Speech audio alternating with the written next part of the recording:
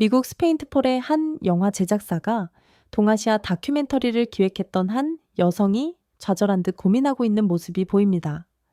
이내 그녀는 한국으로의 촬영을 떠났고 그곳에서 정말 믿기 힘든 모습을 마주하고 촬영물을 어딘가로 전달하는데요. 과연 이 미국 여성에게 무슨 일이 있던 걸까요? 안녕하세요. 저는 미국에서 영화 제작자로 일하고 있는 마이클 브라운입니다. 영화 제작을 한다고 하면 다들 대단한 일을 하는 것처럼 생각하고는 하시는데 사실 다큐멘터리 영화를 만드는 사람이기 때문에 돈을 많이 버는 것도 아니고 그다지 유명하지도 않습니다. 그럼에도 불구하고 다큐멘터리 제작을 계속해서 하는 이유는 세계 각국의 문화와 역사를 담아내는 게 제 꿈이었기 때문이에요.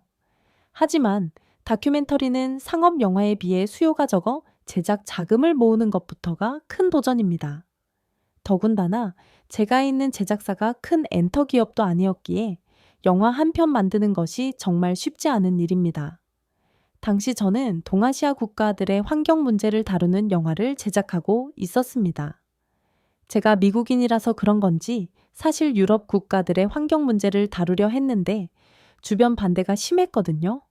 그래서 제 의지와 조금 다르게 유럽국이 아닌 동아시아 국가들을 다루게 되었고 당연하게도 동아시아 하면 떠오르는 한국, 중국, 일본 이 세 개 나라에 대해서 제작하고 있었어요.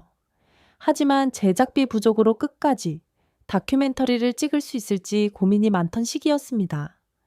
그러나 죽을 한 법 없다더니 저에게 빛과 같은 존재가 눈앞에 나타났었습니다. 바로 중국에서 온 국제영화 기획자 펑소에렌이었죠. 펑소에렌은 이런 제 다큐멘터리에 관심이 많았습니다. 당시 한국 환경을 다루고 있었는데 제 다큐멘터리를 중국에서 소개하고 싶다고 하더라고요. 사실 처음에는 의아했습니다. 보통 자신이 속한 아시아국의 환경 문제를 다루는 건데 과연 중국에서 관심을 받을 수 있을까 하는 의구심이 들었었거든요. 하지만 제게 선택의 여지는 없었습니다. 제작비 한 푼이 귀했거든요. 그리고 펑소에렌과 대화하다 보니 중국에 대한 선입견도 조금 깨지더라고요. 자신의 문화에 자부심이 있는 펑소에렌을 보면서 중국의 역사가 길기는 하다더니 사실이기는 한가 보구나 라는 생각도 하게 됐죠. 또 저는 먹는 걸 굉장히 좋아하는데 예술가는 배고픈 직업이다 보니 먹고 싶은 게 있어도 꾹 참는 경우가 다반사였거든요. 하지만 펑소에렌은 맛있는 중국 음식을 소개하고 사주면서 중국의 음식 문화도 알려주려고 노력했습니다. 또 제 다큐멘터리 제작비에 과감한 투자를 해준 사람이기도 했기 때문에 당시에 저는 펑소에렌이 정말 좋은 사람이라고만 생각했어요. 매스컴에서 나오는 중국의 모습이 전부가 아니라고 생각하기도 했죠. 그 사건이 있기 전만 해도 말입니다. 앞서 말했듯 저는 환경 오염에 관한 내용의 다큐멘터리를 제작하고 있었어요. 한국과 중국, 그리고 일본, 이렇게 세 나라를 다룰 예정이었죠. 동아시아 국가에서 탄소 배출량이 가장 많은 곳은 어디인지 다큐를 찍으며 기후변화 문제를 찾아보고자 하는 영화를 제작하고 이를 알리려 했거든요. 그런데 문제가 발생하기 시작합니다. 분명 저는 펑소에렌을 처음 만났을 때 한국 부분을 다루고 있었어요. 자료 조사도 하고 한국의 계절과 환경에 대해서 펑소에렌과 대화도 하고 의논도 한 건 사실이에요. 그런데 분명 저는 당시에 중국에 대한 이야기도 했었습니다. 펑소에렌에게 주었던 기획서에도 중국 이야기가 들어가 있었고요. 저는 당연히 기획서를 본 줄 알았는데 이걸 보지도 않고 투자를 하겠다고 마음먹었을 줄은 정말이지 상상도 못했습니다. 투자받았을 때만 해도 저는 중국 촬영 때는 펑소에렌의 지식과 인맥이 도움이 되겠구나 생각까지 했어요. 그런데 알고 봤더니 한국을 다룬다는 이야기만. 보고서는 대뜸 중국에 소개하자면서 투자를 결심했던 거였죠. 펑소에렌을 처음 만났을 때 당시 한국을 다루고 있긴 했지만 이미 한국의 사계절과 한국의 환경오염에 대한 대처 방식, 한국인들의 환경오염에 대한 지식과 이해 정도까지 모두 조사와 촬영이 거의 끝날 무렵이어서 저는 아무렇지 않게 중국의 환경 문제를 다루자고 제안했던 건데 펑소에렌은 그런 저를 두고 갑자기 사기꾼 취급하면서 몰아가기 시작한 겁니다.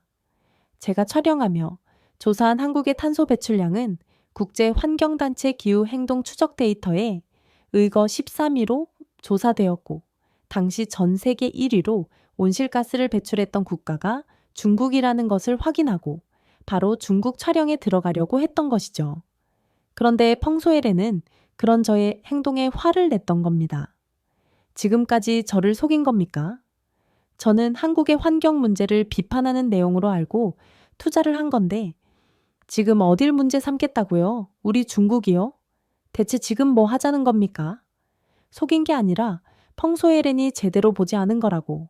백날 얘기해도 제 얘기를 듣지 않더라고요. 정말 벽을 보고 말하는 것 같았습니다. 심지어 펑소에렌은 이런 말도 하더군요. 왜 여기에 중국을 끌어들이는 겁니까?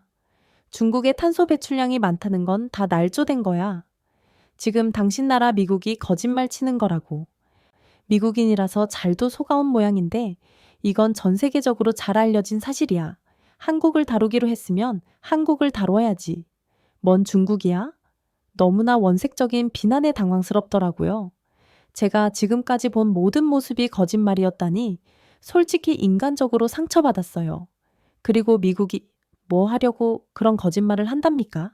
하려면 중국이 하겠죠. 펑소에렌을 보면서 중국에 대한 이미지가 많이 나아졌는데 역시는 역시더라고요. 미국은 인정이라도 하지 중국은 인정조차 안 하려고 하는 모습에 정남이가 떨어졌습니다. 펑소에렌은 여기서 그치지 않았습니다. 이번엔 저희 다큐 영화사에 투자했던 투자금을 빌미로 협박을 하더라고요.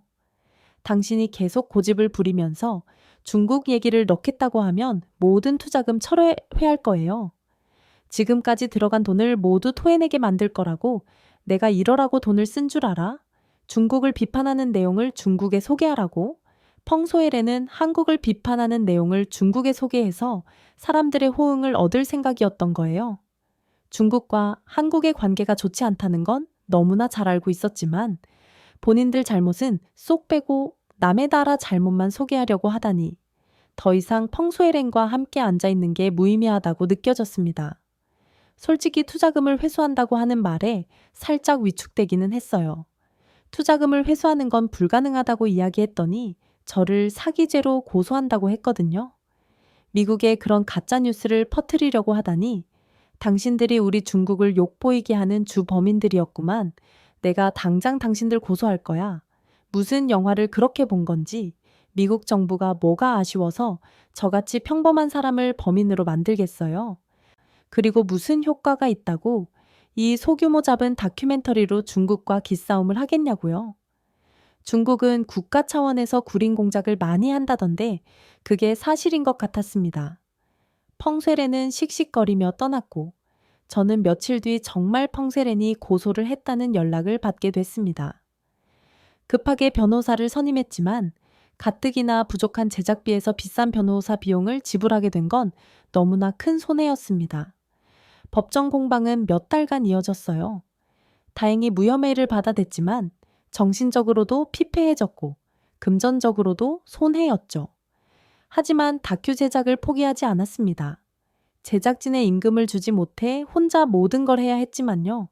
저는 새로운 계획을 세우면서 첫 목적지로 중국의 후난성에 있는 유명 자연 명소인 장가게에 가게 되었어요. 중국의 광활한 자연을 보여주면서 중국인들이 왜 자연을 지켜야 하는지 알리기 위해서였죠.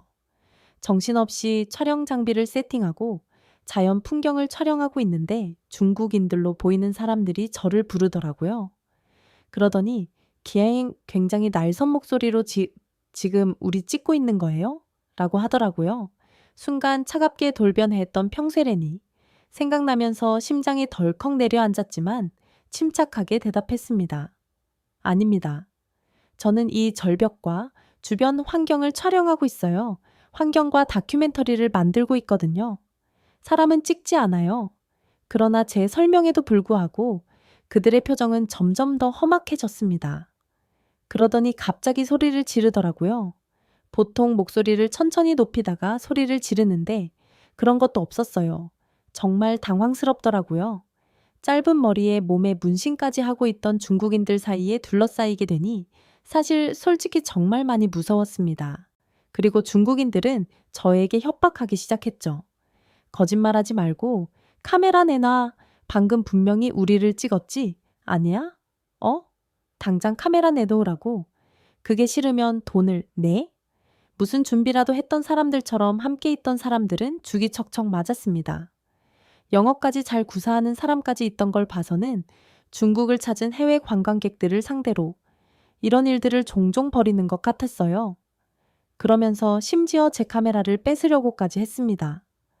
공격적으로 손을 뻗어 제 카메라를 빼앗으려 하길래 저는 본능적으로 카메라를 감싸 안았습니다. 그러나 여러 명이 저를 잡고 흔드는 바람에 결국 카메라를 놓쳤고 카메라가 언덕 밑으로 빠르게 굴러 떨어지면서 카메라는 산산이 조각나고 말았어요. 급하게 내려가서 카메라를 주워 담았는데 중국인들은 미안한 기색 하나 없이 제게 와서는 당장 카메라와 돈을 내놓으라는 말만 하더라고요. 그 카메라는 제가 가진 거의 모든 걸 팔아 마련한 것이었어요. 그리고 지금까지 촬영한 모든 영상이 담겨 있었습니다. SD카드는 어떻게든 건질 수 있을지 모르지만 카메라 자체가 완전히 망가져 버렸다는 사실에 엄청난 좌절감을 느꼈어요. 저는 중국인들에게 따져 물었습니다. 카메라가 이 지경이 됐는데도 내놓으라는 말이 나와요? 대체 뭘 보여달라는 거예요? 라고 외치자 중국인들은 카메라가 부서져도 메모리는 남는 거 다 알고 있어. 당장 내놔. 그게 아니면 돈을 내든지. 저는 제가 모든 걸 팔아 마련한 제 카메라가 부서진 탓인지 저도 모르게 더 이상 참을 수 없었는지 무서움도 잊은 차에 중국인 무리를 향해 거칠게 소리쳤습니다. 내가 내 카메라로 촬영을 하는데 무슨 상관입니까? 그리고 여기는 공공장소예요. 내 권리를 당신들이 뭔데 뺏으려고 난리야. 그리고 사람 찍지 않았다고 말했잖아. 당신들이 예의 바르게 부탁했으면 그냥 보여줬을 거야. 그런데 당신들은 어떻게 했어? 대뜸 화를 내더니 나를 공격했잖아. 중국인들은 제 말을 듣고도 비아냥거렸습니다. 아니, 우리가 화를 내긴 뭘 내? 그냥 중국인이라 목소리가 좀 큰 것뿐인데. 그리고 떳떳하면 아무리 큰 소리를 냈어도 보여주면 될 일 아니야? 보여주기 싫음 돈을 내라니까 돈도 없고. 하여튼 미국 양키놈들은 간이 콩알만 해서 별것도 아닌 거에 놀란다니까. 이렇게 말하면서 끌끌거리기도 하더라고요. 저는 자유국가 미국인이라는 것을 강조했어요. 저는 미국인이에요. 자유국가는 누구도 개인의 권리를 침해하지 않아요. 자유를 무시하는 행동은 공산국가인 중국인들에게나 가서 하세요. 공산국가라는 말이 나오자마자 역대급으로 성질을 내더라고요. 야, 너 우리가 누군지 알아? 이게 감히 지금 뭐라는 거야? 아니, 공산국가를 공산국가라고 말한 것 뿐인데 왜 늘 저렇게 화를 내는지 당황스럽더군요. 분위기는 점점 더 험하게졌고 당장이라도 저에게 달려들 기세로 중국인들은 저를 둘러싸기 시작했어요. 그런데 그때였습니다. 그 중국인들이 저에게 화를 내며 점점 압박해오던 순간 누군가가 저와 중국인 무리의 사이를 가로막은 것이었죠. 이보세요. 여성을 두고 뭐 하는 겁니까? 진정들 하세요. 그리고 여기 공공장소이고 사람들도 오가는 곳이라고요. 제 앞에 서서 중국말로 이야기하는 사람이 처음에 저는 다른 중국인인 줄 알았어요.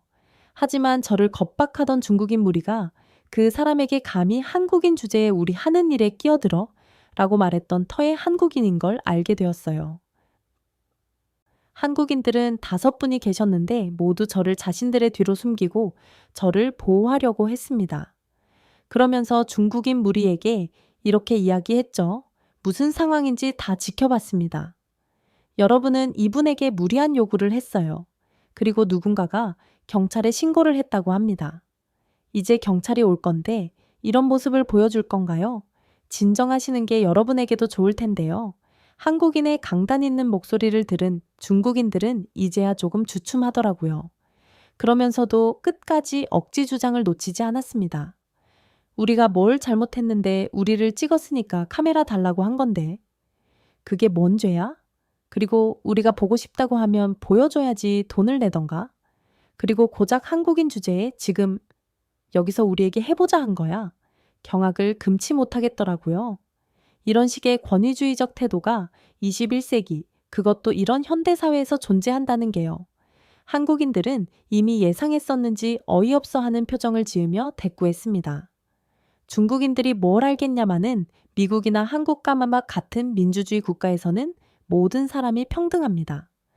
부자이든 권력자이든 사람을 함부로 무시할 수는 없어요. 그때 마침 중국 경찰들이 도착했습니다. 그런데 정말 어이없게도 경찰이 오자마자 태도를 싹 바꾸더라고요.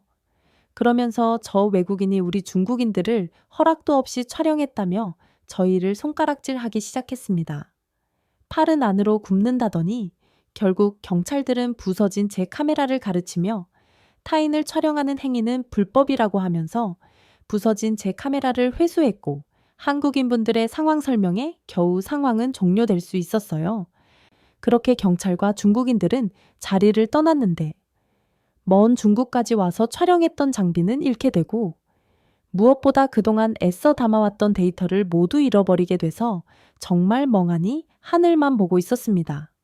그런데 아까 저를 도와주었던 한국인 분들이 저에게 다가와 괜찮냐고 물어보셨어요. 저는 그제야 정신을 차리고 도와주셔서 감사하다는 말을 거듭해서 전했죠. 그러자 한국인 분들은 괜찮다고 말하며 오히려 저를 안심시키시더라고요. 그러더니 제 손에 카메라 SD 카드를 쥐어주었습니다. 그리고 제가 사는 미국의 주소를 알려달라고 하더군요. 부서진 카메라에 담겨있던 SD 카드를 혹시 몰라 미리 뺐었다고 합니다. 그리고 중국 경찰 쪽에 지인이 있으니 부서진 카메라를 회수하여 고쳐 보내주겠다고 했습니다. 저는 너무 놀랐죠. 이렇게까지 도움을 주실 거라고 정말 생각도 못했거든요. 어떻게 보답을 해드려야 하겠냐고 비용을 지불하겠다고 하니 명함을 주며 한국인분들은 이렇게 말했습니다. 아까 다큐멘터리를 찍는다는 얘기를 언뜻 들었어요. 그리고 이런 촬영을 하러 오는데 혼자 그것도 카메라 하나 달랑 들고 왔다는 건 예산이 넉넉지 않다는 것 같은데 제 예상이 틀렸나요? 저는 엄청난 통찰력에 깜짝 놀랐습니다. 분명 관련된 일을 하는 사람이라고 생각했죠. 그런데 실제로 알고 보니 일행 중 한 분이 한국 방송국에서 근무하다 퇴직하고 친구들과 여행을 왔던 거였어요. 그날 이후 저는 다시 제가 살던 미국으로 돌아왔었습니다. 다행히 한국인 분들이 손에 쥐어준 SD 카드가 있던 턴에 다큐에 들어갈 일부 영상들은 보존되었었죠. 그리고 얼마 뒤 정말 그때 만난 한국인 분들이 수리한 제 카메라를 제가 사는 곳으로 보내주었습니다. 이 얼마나 감사한 일인가요? 세계 어느 국가의 사람들도 이렇게 타인을 도와주지 못할 겁니다. 이렇게 감사한 일을 겪었음에도 사실 저는 그 이후로 기획했던 다큐멘터리 촬영을 할 수가 없었어요. 다시 중국으로 건너갈 자신도 없었고 무엇보다 자금 확보가 되지 않아 예산이 없었습니다. 그렇게 시간은 흐르고 어느 날이었습니다. 미국 CNN에서 기자로 근무하고 있던 친구가 최근 전에 대학에서 만났던 한국인 친구가 미국으로 왔고 저녁 식사 초대를 받았는데 같이 가자고 했었어요. 한국인이라 제가 큰 도움을 받았던 국가의 사람들이 떠올랐습니다. 당연히 저는 그 제안에 응했고 함께 저녁 식사 자리에 참석하게 되었습니다. 그곳에는 CNN에서 기자로 활동하는 미국인들과 한국인들로 보이는 몇몇 분들이 계셨어요. 그분들은 저를 반갑게 맞아주었고 인사를 나누며 저희는 맛있는 저녁 식사를 할 수 있었어요. 그런데 그곳에서 저는 정말 아주 놀랍고 재밌는 광경을 목격하게 되었습니다. 식사를 맛있게 하고 먹었던 음식을 치우는데 미국은 음식물 쓰레기와 일반 쓰레기를 구분하지 않고 버리거든요. 그런데 그렇게 음식물과 일반 쓰레기를 함께 치우는 모습을 보던 한 한국인이 지인에게 그 모습을 보며 혀를 끌끌 찼습니다. 아니 미국에서 쓰레기 버릴 때마다 양심에 찔리네. 너는 안 그래? 그러자 한 한국인분이 고개를 끄덕이더라고요. 나도 그래? 여기서 10년을 넘게 살았는데도 익숙해지지가 않네. 그런데 뭐 어쩌겠어. 내가 분리수거를 한다고 해도 바뀌는 게 없을 텐데 여기 미국이잖아. 맞아. 한국에서는 이렇게 버렸다가 난리가 날 텐데. 이런 상황과 대화들을 지켜보던 저는 의아했죠. 쓰레기, 분리수거. 대체 이게 무슨 말인지. 여하튼 이 얘기를 들으니 환경 다큐멘터리를 만들던 제 귀가 쫑긋해지더군요. 무슨 얘기를 하는 건지 묻자 두 사람은 한국의 분리수거 시스템에 대해 설명해 주었습니다. 저는 분리수거 시스템을 언뜻 알고만 있었지 자세히는 몰랐어요. 그런데 한국은 이 분리수거를 굉장히 철저하게 지키더라고요. 일반 쓰레기와 음식물 쓰레기를 구분해서 버리는 건 기본이고 음식물 쓰레기 중에서도 버릴 수 있는 것, 버릴 수 없는 것이 정해져 있었어요. 얘기를 듣는 것만으로도 뭔가 복잡하게 느껴지고 플라스틱, 깡통, 비닐, 음식물, 일반 쓰레기 등등 머리가 아프더라고요. 솔직히 미국은 그런 거 뭐 없어요. 일반 쓰레기든 음식물이든 그냥 다 같이 버려버립니다. 그래서 쓰레기장 주변에 온갖 벌레들이 들끓기도 하고 길고양이들이 기웃대거나 냄새도 심하게 납니다. 설마 이걸 다 기억하시는 거예요? 라고 물으니 두 분은 그걸 말이라고 하냐? 라는 눈빛으로 저를 쳐다보았습니다. 한국에서는 이게 정말 당연한 일상이더라고요. 게다가 재활용품도 종이, 플라스틱, 캔, 유리병을 분리해서 버린다고 했습니다. 게다가 쓰레기를 버릴 때는 깨끗하게 세척을 해서 버린다고 하더라고요. 택배 박스를 버릴 때도 테이프를 박스와 분리해서 버려야 한다고요. 심지어 플라스틱 페트병에 붙어있는 라벨까지 떼서 쓰레기를 분리수거한다고 했습니다. 솔직히 이걸 문서로만 봤으면 안 믿었을 겁니다. 이런 규칙이 있다고 해도 안 지킬 거라고 생각했어요. 우리 미국에서 이런 걸 시행한다. 아마 제 생각에 미국 인구단 5%도 지키지 못할 일이라는 생각이 들었어요. 그런데 한국인들은 당연히 이걸 지키더라고요. 그리고 이게 환경을 위한 거라는 걸 알고 있었습니다. 실제로 한국의 재활용률은 세계 최고 수준이더라고요. 게다가 종량제 봉투라는 시스템도 놀라웠습니다. 쓰레기를 버릴 때 특별한 봉투를 사용해야 하는데 이 봉투의 가격에 쓰레기 처리 비용이 포함되어 있더라고요. 즉, 불필요한 쓰레기를 많이 버리는 사람일수록 쓰레기 처리 비용을 많이 감당해야 한다는 거였죠. 쓰레기 처리 비용을 아끼고 싶다면 자발적으로 쓰레기를 줄이게 만드는 아주 똑똑한 방법이었어요. 솔직히 저는 환경보호를 가장 잘하는 나라로 독일을 주목하고 있었어요. 동아시아 국가의 환경 문제에 대한 실상을 보여주고 독일의 선진적인 환경 정책과 재생 에너지 사용을 촬영하려고 했죠. 그런데 저는 제 계획을 완전히 수정해야겠다고 마음먹었습니다. 독일도 분리수거를 하기는 하지만 이렇게 모든 사람이 하는 건 아니에요. 해도 그만, 안 해도 그만이죠. 그런데 한국은 수준 자체가 달랐습니다. 하지만 쉽게 믿을 수 있는 수준이 아니었어요. 그래서 저는 눈으로 직접 봐야겠다고 마음먹고 한국행 비행기 티켓을 예매했습니다. 진짜 열심히 모아 촬영 때 쓰려고 한 건데 앞전에 한국에 대해 조사할 때 예산이 없어서 인터넷으로만 자료를 수집하고 한국에 전파된 영상들을 짜집기하여 준비했었는데 눈으로 봐야겠다는 생각을 했거든요. 인터넷으로 자료 조사했던 이상의 것이 있길 바라는 마음으로 저는 비행기에 올랐고 얼마 뒤 한국에 도착할 수 있었습니다. 인천공항에 발을 띄는 순간 새로운 세계에 들어선 기분이었어요. 공항에서의 청결함이 장난 아니더라고요. 어디에서도 쓰레기를 볼 수가 없었습니다. 화장실은 말할 것도 없었죠. 이 정도면 청소부들이 시도 때도 없이 다녀야 할 텐데 청소하는 사람들도 많이 보이지 않았습니다. 그럴 수 있는 이유는 단 하나였어요. 쓰레기를 많이 버리지 않으니까 가능한 일이죠. 그리고 사람들이 텅 빈 플라스틱 컵이나 빈 봉지를 손에 들고 다니더라고요. 왜 그러나 했더니 쓰레기통을 찾으면 버리려는 거였어요. 그런데 쓰레기통이 정말 많이 없더라고요. 그러면 저 쓰레기를 어디다 버리나 봤더니 그대로 집으로 들고 가는 걸 보게 되었습니다. 미국이었다면 그냥 바닥에 버렸을 거예요. 그렇게 쓰레기가 모이면 그곳이 쓰레기통이 되는 거죠. 한국의 거리에는 수많은 사람들이 있었지만 땅에 떨어진 쓰레기를 찾아보기가 힘들었습니다. 심지어 담배꽁초조차 안 보이더라고요. 나중에 안 거지만 한국에서는 길거리 큰 흡연조차 금지되어 있었어요. 미국에서는 어딜 가나 담배 냄새를 맡아야 하는데 그런 곤욕을 치르지 않아도 된다니 이 이유 때문이라도 한국에 와야겠다는 생각이 들더라고요. 뉴욕이나 LA 같은 대도시는 많은 사람들이 환상을 갖는 곳이지만 실제로 가면 쓰레기로 넘쳐나는 걸 볼 수 있습니다. 인구 밀집 지역이나 관광지 주변은 더 심하죠. 게다가 뉴욕의 경우 매년 수백만 톤의 쓰레기가 발생하는데 이걸 해결할 방법을 찾지 못하고 있어요. 한국과 비교해 보니 미국인으로서 부끄럽더라고요. 그런데 미국은 쓰레기뿐만 아니라 마약 문제도 심각해요. 하지만 한국의 골목에서는 미국과 같은 모습을 찾아볼 수가 없었습니다. 게다가 늦은 밤에도 여성분들이 혼자 걸어 다니는 걸 보면서 한국의 길거리는 깨끗할 뿐만 아니라 안전하기까지 하다는 걸 알 수 있었어요. 더 놀라운 건 뭔지 아세요? 제가 있던 곳이 서울이라는 대도시였다는 거예요.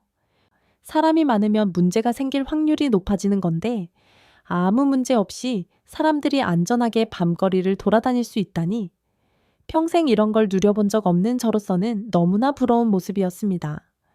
저는 대도시를 지나 지방도시로도 향했어요.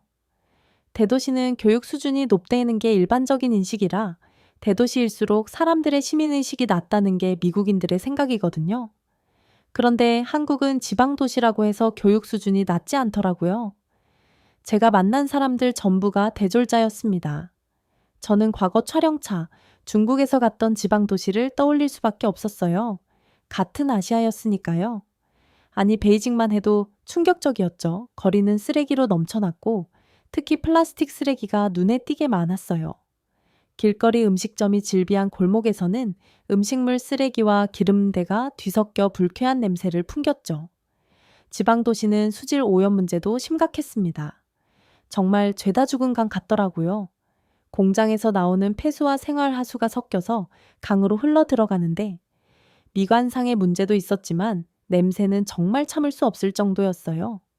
그런데 중국은 깨끗한 국가라고 모든 게 거짓된 이야기들이 송출되고 있는 것이라고 말하던 평소에렌이 떠오르더군요. 왜 진실을 숨기고 자신들의 국가의 치부를 감추려고만 하려는지 이해되지 않았습니다. 실제로 전 세계에서 가장 많은 온실가스를 배출했던 나라가 중국이었죠. 전 세계가 합산 배출했던 온실가스는 약 500억 메트톤에 달하는데 이 중에 144억 메트톤을 중국이 내보내고 있었어요. 이거에 비하면 한국의 환경은 천국이나 다름없었죠. 고장 6억 7천만 메트톤의 온실가스만 배출하는 국가였으니까요. 중국과 50의 배가 넘게 차이가 났던 겁니다. 실제로 제가 본 한국의 하늘은 맑았고 한강은 깨끗했어요. 게다가 청해천의 수질은 상상 이상이었습니다. 대도시 한가운데를 가로지르는 강의 수질이 그 정도라니 사람들이 신발을 벗고 발을 담그며 더위를 식히는 모습이 너무나 아름답더라고요. 자연과 도시의 공존이라니 환경을 보전해야 하는 이유를 설명할 때 이 장면을 넣으면 되겠다고 생각했습니다. 시골은 뭐 말할 것도 없었죠. 어딜 가든 풀 냄새가 나는데 요양을 하러 온 기분이었습니다. 풀 냄새, 물 냄새가 이렇게 쾌적하고 청정한 것일 거라고는 상상도 못했어요. 한국에 오지 않았다면 아마 평생을 살아도 경험하지 못했을 거예요. 미국으로 돌아가기 전 제가 간 곳은 강원도 영월이라는 곳이었어요. 아주 작은 도시였는데 저는 영월 시내에서도 더 깊숙한 곳으로 들어갔습니다.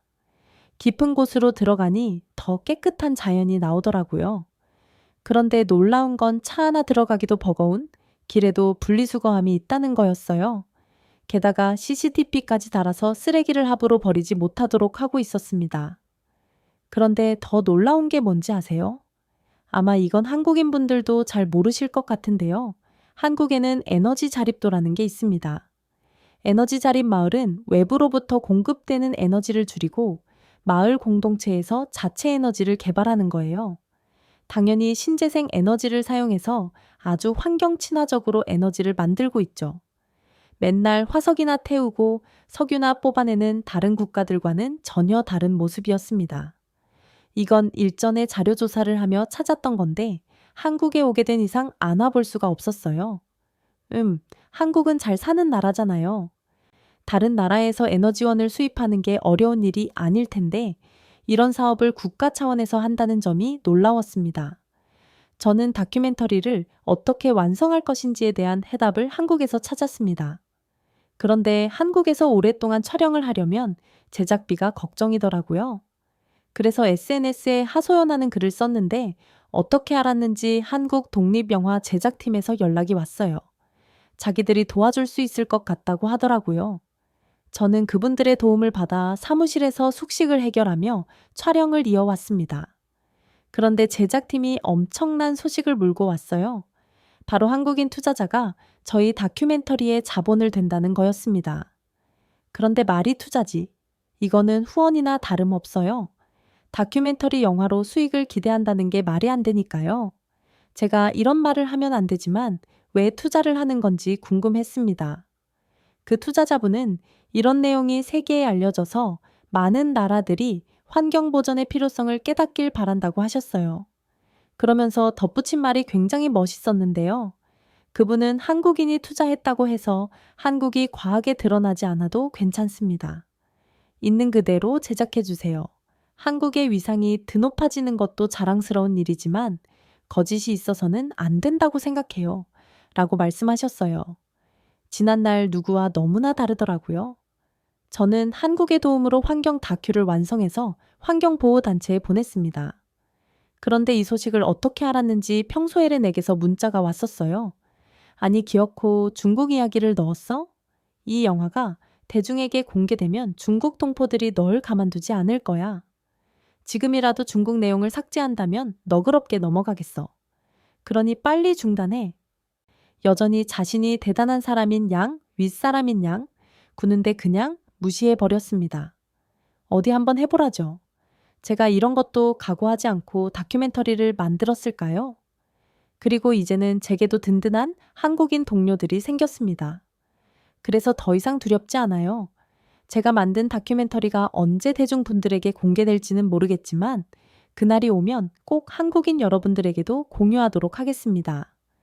그리고 한국인 여러분들 정말 감사합니다. 네, 오늘 사연 여기까지인데요. 저도 한국 사람이라 저희는 분리수거, 이런 게 그냥 당연한 거라고 생각하고 있었는데 다른 나라는 아예 안 하고 있던 거였네요. 그러면서 무슨 환경 운운하는 건지 제발 우리 대한민국의 환경 시스템을 도입하셔서 전 세계가 다 같이 환경에 앞장섰으면 좋겠습니다. 자, 그럼 오늘 사연 어떻게 들으셨나요? 사연이 재밌으셨다면 구독과 좋아요 부탁드리고 그럼 지금까지 사연을 전해드렸던 여우튜브 송은지였습니다. 영상 끝까지 시청해주신 모든 분들 고맙습니다. 그리고 우리 구독자분들 모두 감사하고 사랑합니다.